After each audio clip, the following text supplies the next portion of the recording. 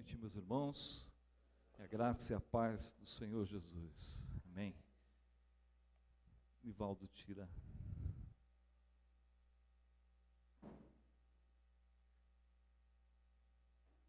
Abra sua Bíblia no livro de Gênesis, capítulo 37.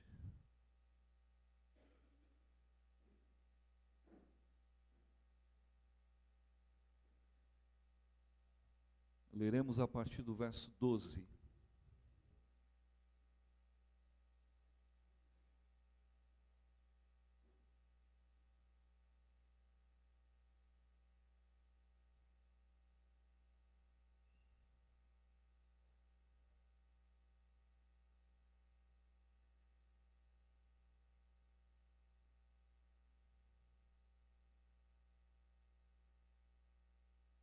Diz assim a palavra do Senhor.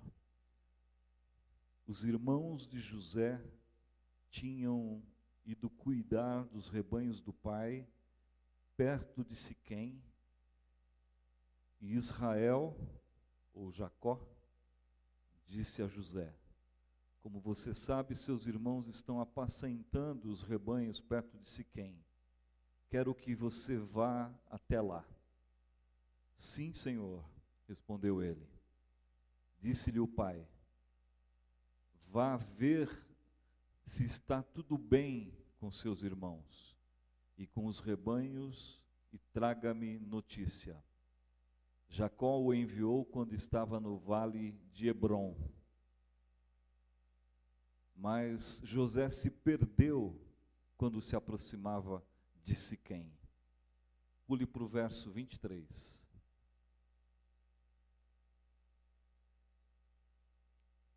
Chegando José, seus irmãos lhe arrancaram a túnica longa, agarraram-no e jogaram no poço, que estava vazio e sem água. Ao se assentarem para comer, viram ao longe uma caravana de ismaelitas que vinha de Gileade. Seus camelos estavam carregados de especiarias, bálsamo e mirra, que eles levavam para o Egito. Judá disse então aos seus irmãos: que ganharemos se matarmos o nosso irmão e escondermos o seu sangue? Vamos vendê-lo aos ismaelitas. Não tocaremos nele, afinal é nosso irmão, é nosso próprio sangue. E seus irmãos concordaram. Quando os mercadores ismaelitas de Midian se aproximaram, seus irmãos tiraram José do poço e o venderam por 20 peças de prata aos ismaelitas, que o levaram para o Egito. Quando Rúben voltou ao poço e viu que José não estava lá, rasgou suas vestes e, voltando a seus irmãos, disse: o jovem não está lá, para onde irei agora? Então eles mataram um bode, mergulharam no sangue a túnica de José e a mandaram ao pai com este recado: achamos isto, veja se é a túnica do teu filho. Ele a reconheceu e disse: é a túnica do meu filho. Um animal selvagem o devorou. José foi despedaçado. Então Jacó rasgou suas vestes, vestiu-se de pano de saco e chorou muitos dias por seu filho. E todos os seus filhos e filhas vieram consolá-lo, mas ele recusou ser consolado, dizendo: não, chorando descerei à sepultura para junto de meu filho. E continuou a chorar por ele. Verso 36, nesse meio tempo, no Egito, os midianitas venderam José a Potifar, oficial do faraó e capitão da guarda. Pai bendito e santo, nós pedimos, ó Deus, humildemente a Tua graça, Tua misericórdia, Tua bondade, infinita bondade, sobre nós, nos instrua, ó Deus, acerca daquilo que o Senhor quer falar conosco nesta noite, nesta porção da Tua palavra. Amém. Maio é tido como o mês da família. Gênesis é chamado o livro das famílias.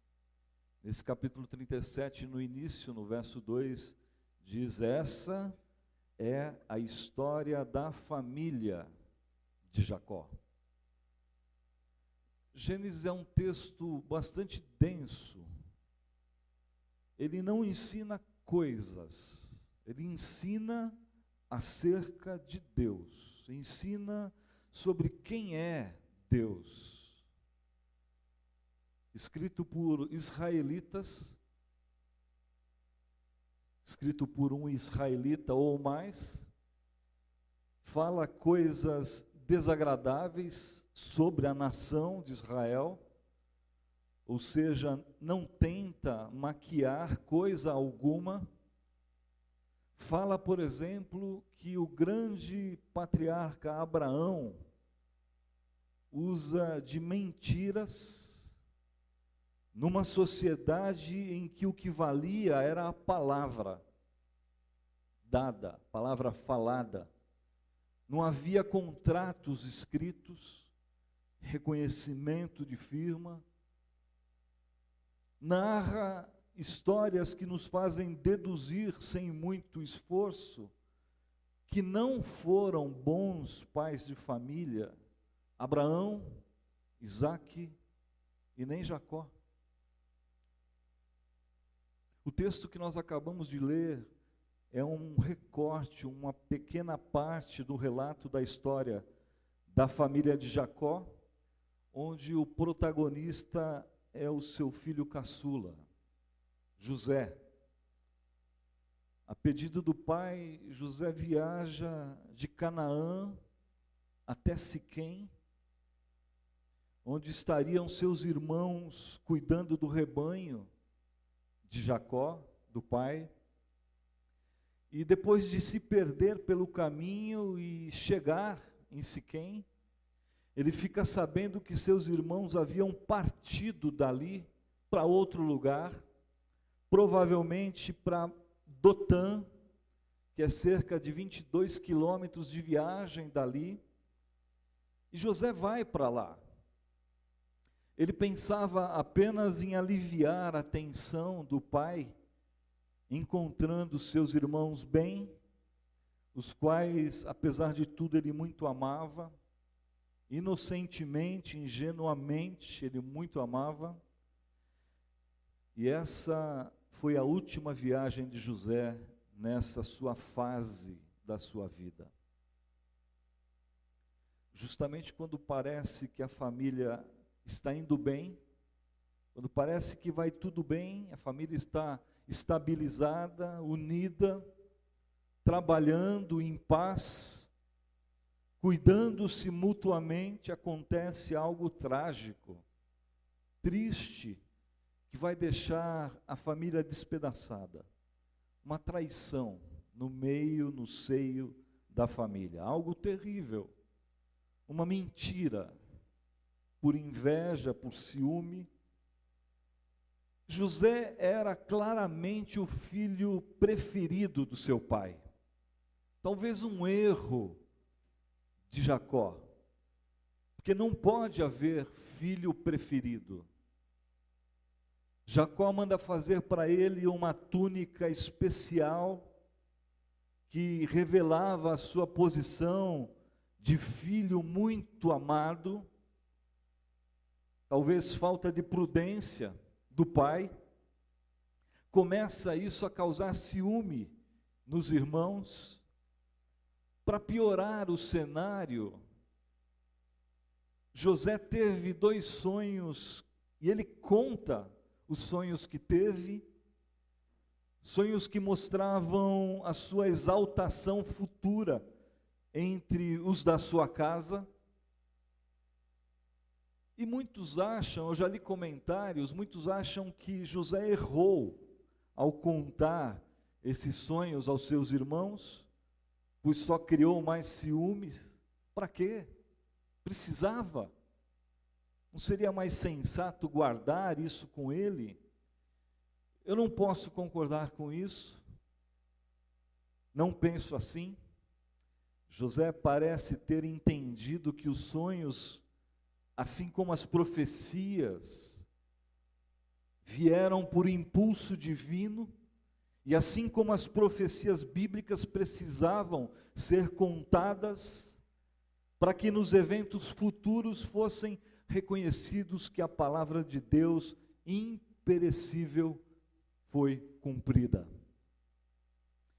E os sonhos foram literalmente cumpridos, quando José, enfim, é feito governador de toda a terra do Egito. Não há dúvida nenhuma que todos se lembraram desses sonhos de José.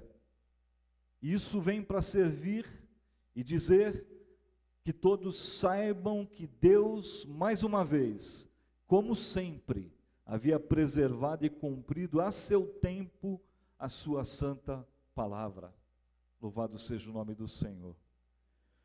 Depois de terem feito atrocidades com o irmão caçula, os filhos de Jacó dizem para ele, o pai, aquilo que Jacó não quer acreditar. Até que mostram para ele a capa suja de sangue. E Jacó literalmente desaba na sua estrutura emocional, literalmente ele se desconsola da vida. Há uma frieza na expressão desses homens. Veja se não é do teu filho. Não mencionam sequer o nome do irmão caçula, irmão mais novo. Eles certamente já tinham talvez imaginado a cena, como seria, quem daria essa notícia ao pai. Geralmente era o irmão mais velho, que era incumbido de cuidar do mais novo.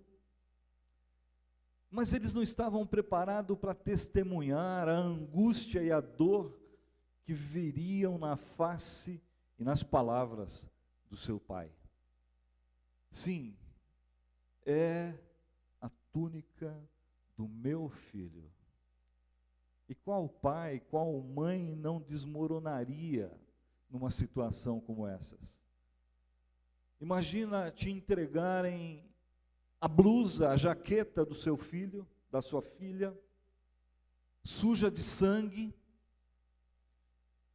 e ele costuma chegar cedo em casa, mas já anoiteceu, a noite já caiu, o mercado, o comércio já fechou as portas, as luzes da rua já se acenderam, o transporte público já vai parar de correr, a madrugada já se aproxima e ele não voltou para casa.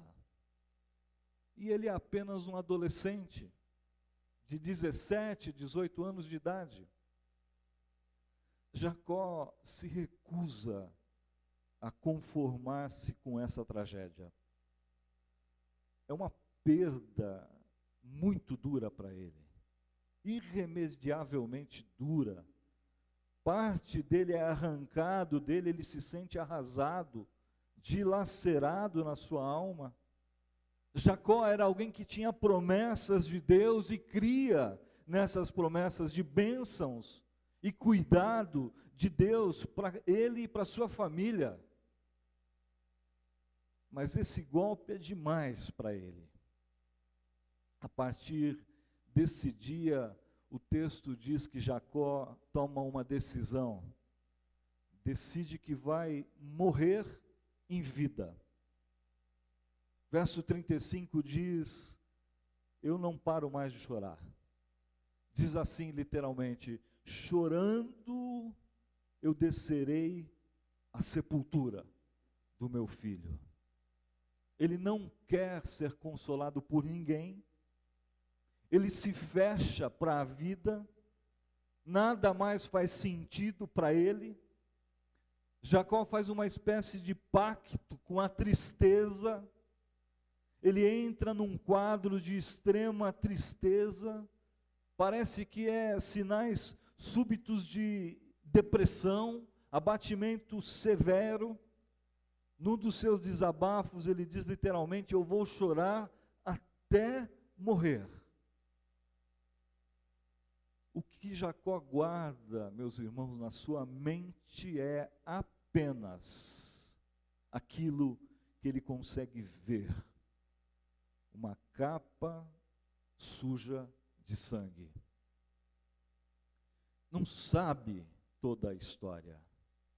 Aliás, não sabe da história à metade. E é melhor assim. Se soubesse, entraria num quadro ainda mais depressivo.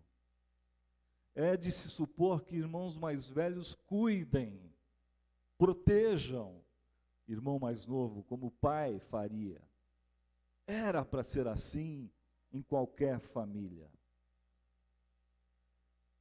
Um animal selvagem devorou meu filho. Mas como, meu Deus, como isso foi acontecer? O que houve, Senhor, com a tua promessa, o teu cuidado conosco o tempo todo? Deprimido, decepcionado, desconsolado, prostrado, em momento de angústia. Jacó não pode conceber na sua mente, não pode imaginar que ainda vai ver seu filho sentado no trono do Egito. Ouça, meu querido irmão, minha querida irmã, mesmo que Deus não te mostre tudo, Ele está em tudo se movendo. Louvado seja o nome do Senhor. O tempo todo, Ele está se movendo em todas as coisas, em todas as circunstâncias que diz respeito aos seus filhos. Louvado seja o nome do Senhor. Não duvide disso jamais.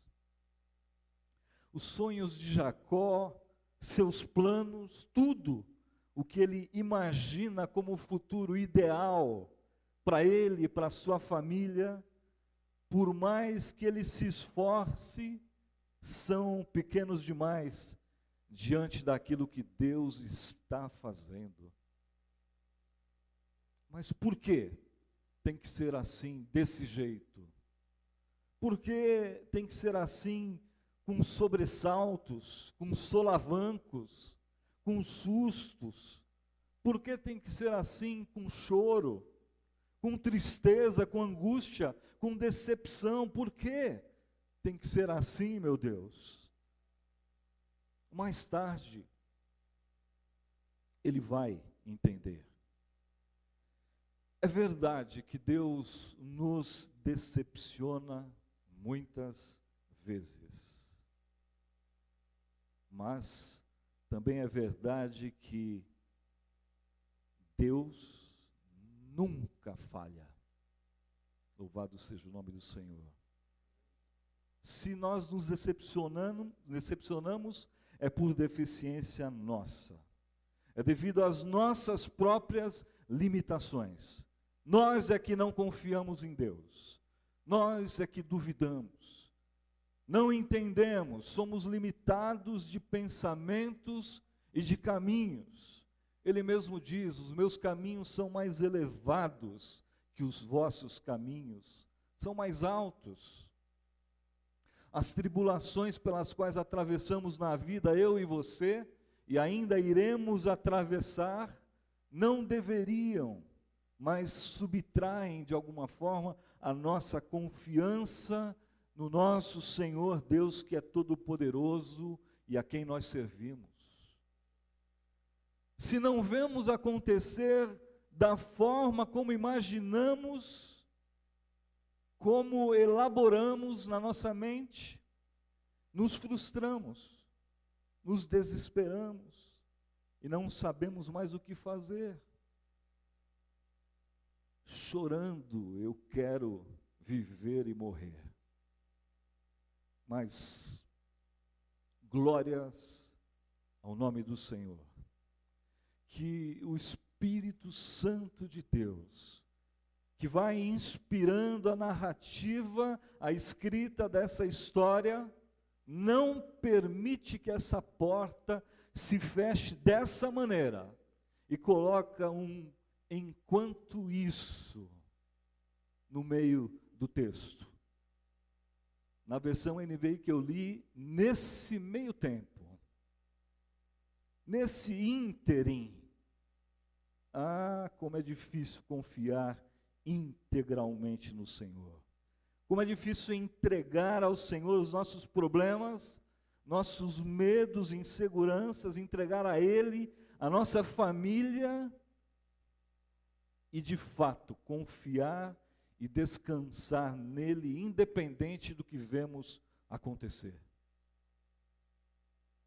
É natural que as adversidades da vida surjam e suguem a nossa confiança no Senhor.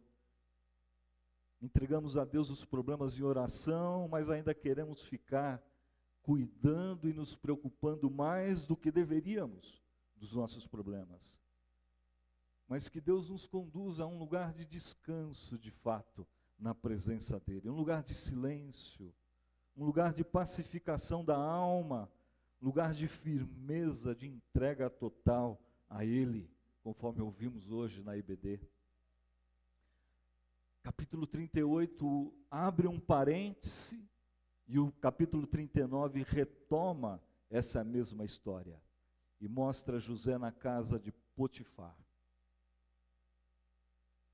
Em José nós conseguimos notar, desde a sua adolescência, a firmeza de caráter, e isso ainda é mais contrastante com a fraqueza de caráter dos seus irmãos mais velhos. José é do tipo que não segue a multidão. Na casa de Potifar ele é posto à prova, ele é tentado, a mulher de Potifar tenta seduzi-lo, ele é caluniado, acusado injustamente, e ele vai ser prisioneiro. De filho protegido do pai, na casa do pai, a escravo desprezado numa terra estranha e distante. Mas no desenvolvimento do relato da história, o Espírito Santo afirma de forma categórica e maravilhosa que Deus era com ele. Louvado seja o nome do Senhor. Verso 2 do capítulo 39 diz isso. Da prisão ele é elevado ao governo do Egito.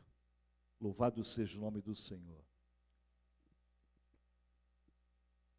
A procura de José em viver uma vida com Deus é que vai honrá-lo. Ele não procura promoção. É clara e absolutamente resultado da ação de Deus na sua vida. E Deus era com ele. Onde ele andasse, Deus era com ele. Deus é conosco, onde quer que nós andemos. No livro de Atos dos Apóstolos, 2/3 do livro conta a história do apóstolo Paulo, e em todas as suas dificuldades, pelas quais Paulo passa, enfrenta, inclusive as suas prisões, Deus era com ele. Louvado seja o nome do Senhor. Deus estava o tempo todo gerenciando a sua vida em todos os momentos. Não podemos pensar que os propósitos de Deus para a nossa vida são somente aqueles que nos interessam. José agora está com 30 anos de idade. Ele tinha 17 quando foi vendido pelos seus irmãos. E ele ascende ao governo do Egito. Um governo em que Deus lhe dá estratégia, lhe dá direção, e quando uma grande e terrível fome se espalha por toda a terra, apenas no Egito tem mantimento. De toda parte do mundo saem caravanas para o Egito, em busca de trigo. As necessidades as mais essenciais, as mais básicas, precisavam ser supridas. O alimento básico, o trigo. E um dia chega ao Egito uma caravana de Canaã. De Canaã. São todos irmãos. É uma família. E José os reconhece. Vão ser hóspedes do governador, não entendem nada do que está acontecendo. José faz algumas exigências com eles, quer testá-los, pergunta sobre a família deles. Depois vocês leem o texto todo, maravilhoso. Eles contam que são de uma família muito grande. Olha que interessante, contam que perderam um irmão caçula, até que no verso 45, José se dá a conhecer. E aí nós lemos aquilo que talvez seja um dos mais belos textos de toda a Bíblia Sagrada. A declaração de José que emociona qualquer um que a leia e não tenha coração de pedra. Eu sou José. Eu sou o irmão de vocês. Eu sou o irmão a quem vocês venderam aos mercadores, que depois me venderam para o Egito. Eu fui ser mordomo, serviçal de Potifar. Eles temem. Eles ficam emudecidos, ficam mudos. José fala: cheguem mais perto. Leiam o texto, é maravilhoso. Não tenham medo.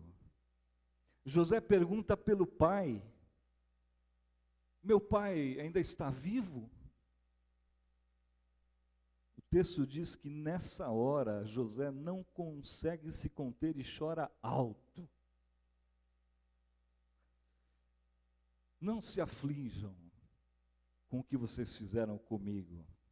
Depois de José sair, se recuperar, voltar, não se aflijam com o que vocês fizeram comigo, porque enquanto isso, nesse meio tempo, Deus estava agindo. Parem de se recriminar, José diz para eles. Ele me fez governador de todo o Egito. Acalmem-se, parem de tremer, ouçam o que eu vou dizer. Já houve 2 anos de fome na terra, e nos próximos 5 não haverá cultivo, tampouco colheita. Vão depressa buscar meu pai e venham para cá todos vocês, logo, o quanto antes. Eu amo vocês, eu gosto de vocês, eu esqueço o que me fizeram, eu perdoo, eu desculpo, eu relevo, eu os eximo de toda a culpa, não tenham medo. Eu experimentei coisas extraordinárias com Deus, experiências desde a profundeza da humilhação no cárcere, ao pico da exaltação de Deus. Eu passei por tudo isso, Ele sempre esteve comigo. Louvado seja o nome do Senhor. José aprendeu lições de misericórdia e de perdão, ensinadas a ele pelo próprio Deus. Vão, mas não se demorem a voltar. Contem ao meu pai quanta honra me prestam no Egito e tragam-no para cá o mais rápido possível. Verso 13 do capítulo 43. Lá em Canaã, Jacó ouve tudo isso, eu imagino, sentado, para não cair das pernas.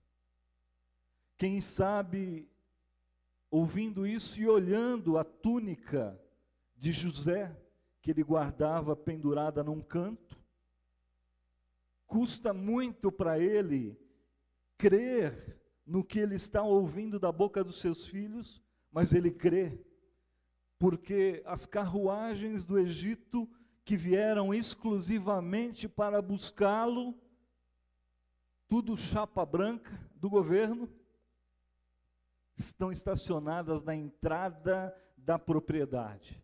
Não sei se na porteira, se nos limites das suas terras. José pensa, só pode ser verdade.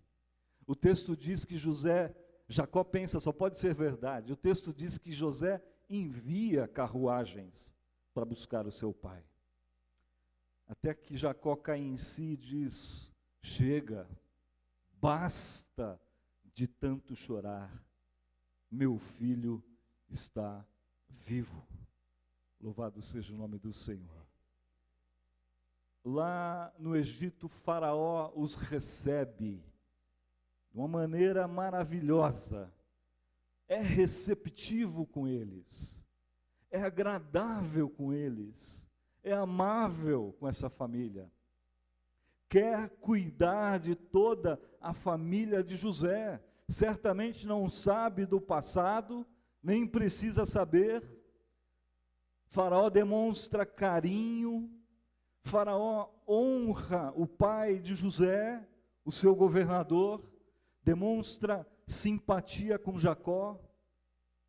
Capítulo 47, verso 8, tem um diálogo, e Faraó pergunta, quantos anos o senhor tem? Simpático, puxa papo, cria um clima de empatia, de amizade.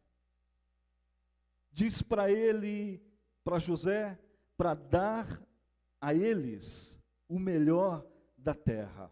E diz, se for dar emprego aos seus irmãos, que seja cargo de confiança. Verso 6 do capítulo 47, ele diz isso. Que história extraordinária da palavra de Deus. E Jacó que ia viver chorando para o resto da vida, talvez nessa hora ele ore a Deus dizendo, obrigado, Senhor. Obrigado, Deus de toda a terra, toda a tribo, todos os povos, toda a nação. Obrigado, Senhor, teus meios são perfeitos. Aleluia. O tempo, o espaço, o pecado e nem mesmo a morte poderão competir contigo, Senhor. Obrigado, Senhor. Quer tu operes por meio de milagres extraordinários, ou por providências ocultas, tu estás sempre operando. Obrigado, Senhor. Louvado seja o nome do Senhor. Eu quero descansar em ti, Senhor. Não há outro lugar melhor para eu estar, senão nos teus braços. Louvado seja o nome do Senhor para sempre. Final da história, capítulo 48, é pai e filho conversando. Verso 11, Jacó diz para José, o governador, seu filho governador, nunca pensei, meu filho, que veria a tua face novamente. E agora Deus me concede não somente isto, mas também ver os teus filhos, meus netos, que eu não conhecia, sequer sabia que existiam, Manassés e Efraim, que nasceram no Egito. Será, meus irmãos, que nós temos razões suficientes para confiar no poder, no governo e no controle desse Deus, o nosso Deus, sobre todas as coisas e sobre todas as circunstâncias das nossas vidas? Amém. Louvado seja o nome do Senhor. Malaquias 3:6, o próprio Senhor diz através da boca do profeta, eu não mudo, eu sou o mesmo. Eu sou o mesmo. Louvado seja o nome do Senhor.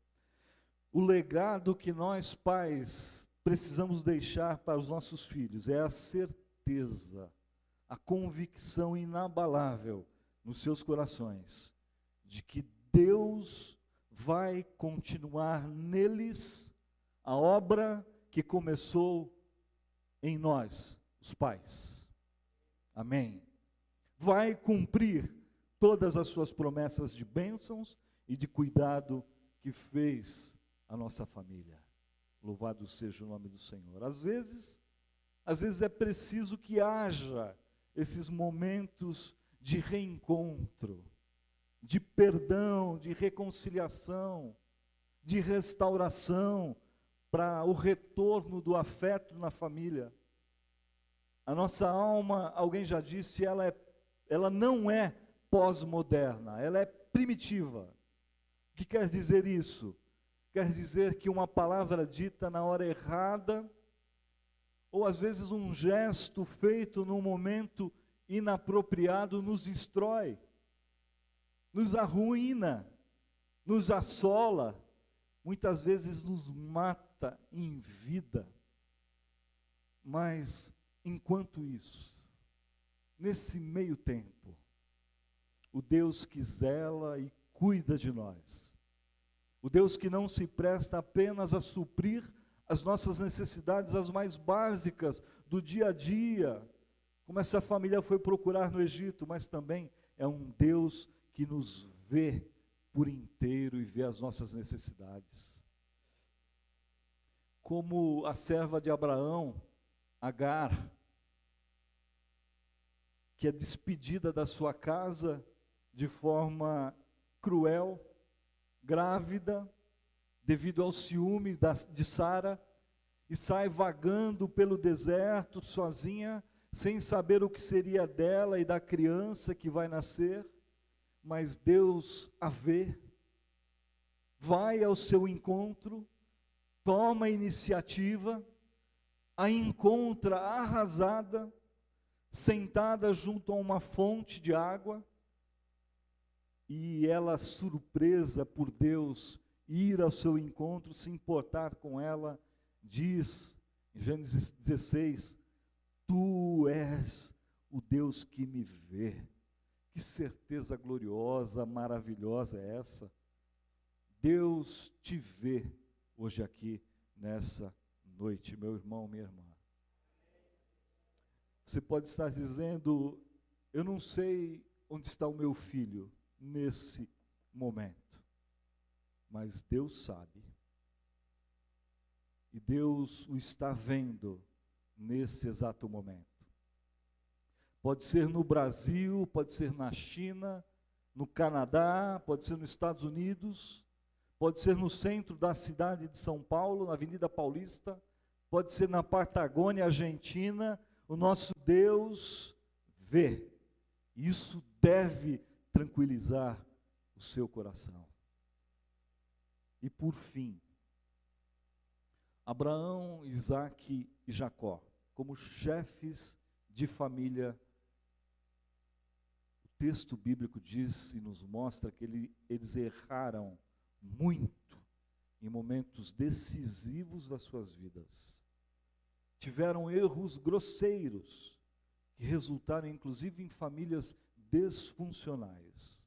Porém, Gênesis não foi escrito para formar fãs de Abraão, Isaque e Jacó, mas para formar adoradores de Deus.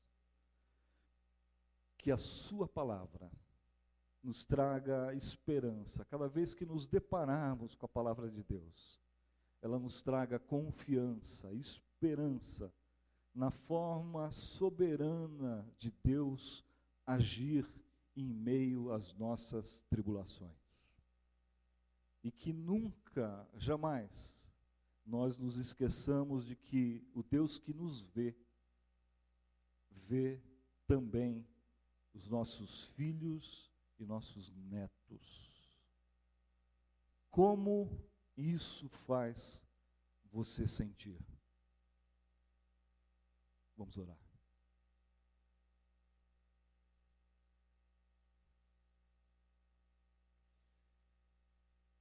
Ó Deus e Pai bendito, nós te louvamos, nós te agradecemos pela tua palavra que veio nesta noite mais uma vez aos nossos corações, ó Deus.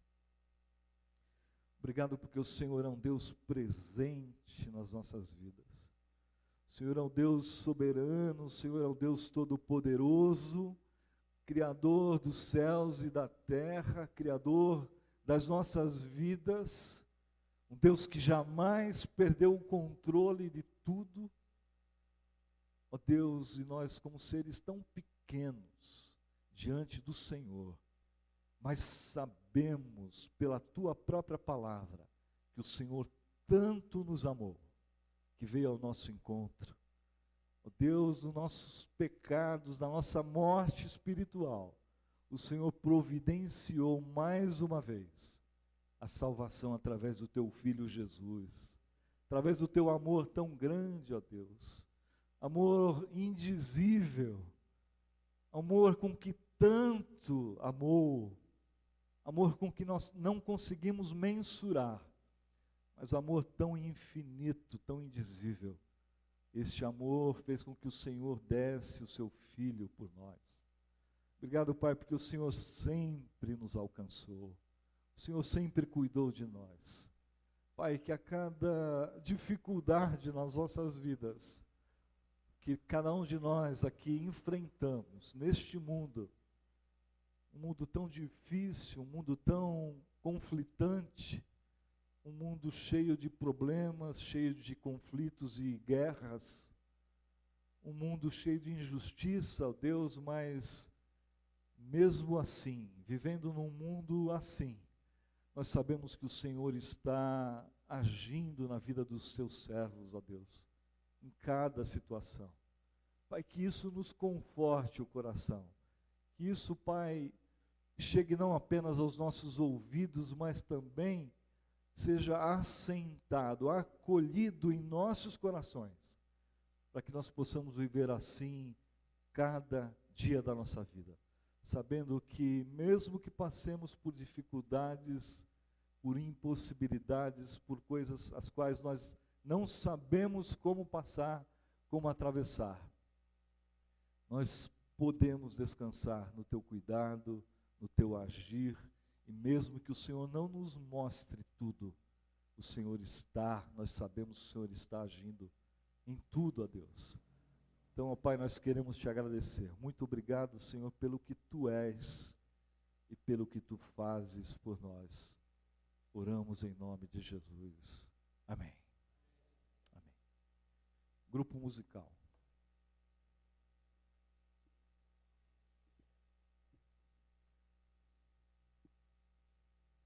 Vamos encerrar o nosso culto louvando ao Senhor. Vamos nos colocar em pé? Cante conosco mais essa oração. Aleluia.